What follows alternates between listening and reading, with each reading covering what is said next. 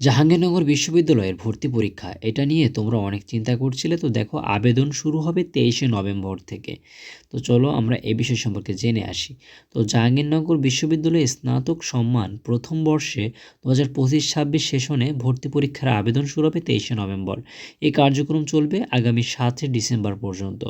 আর 21শে December শুরু হবে ভর্তি পরীক্ষা।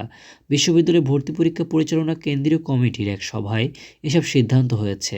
বিষয়টি আজ বৃহস্পতিবার নিশ্চিত করেছেন ভর্তি পরীক্ষা পরিচালনা কেন্দ্রীয় কমিটির সদস্য সচিব ডেপুটি রেজিস্ট্রার সৈয়দ মোহাম্মদ আলী রেজা।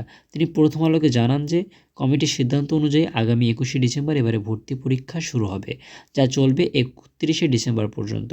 এর মধ্যে সরকারি ছুটির দিনগুলো বাদে বাকি দিনগুলোতে ভর্তি পরীক্ষা অনুষ্ঠিত হবে।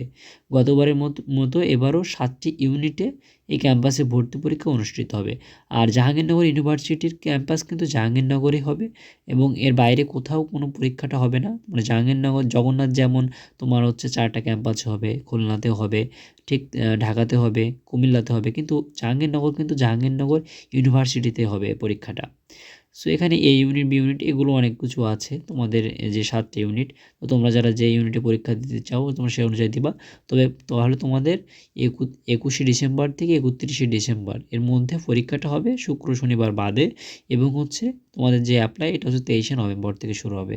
তাহলে তখন তোমরা জানতে পারবে যে কোনটা, মানে সায়েন্স কবে পরীক্ষা, আর্টস কবে পরীক্ষা, এগুলো তোমরা ওই দিনই জানতে পারবা কোন ইউনিটে কোন দিন পরীক্ষা।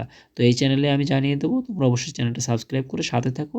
পরবর্তী আপডেট আমি জানিয়ে দেবো, এবং সঠিক নিউজটাই এই চ্যানেলে দেওয়া হবে। কোনো যদি মিথ্যা নিউজ দেওয়া হয় অবশ্যই চ্যানেলটা আনসাবস্ক্রাইব করে চলে যাবা। তো ধন্যবাদ সকলকে, ভালো করে পড়ালেখা করো এবং পরীক্ষা দাও।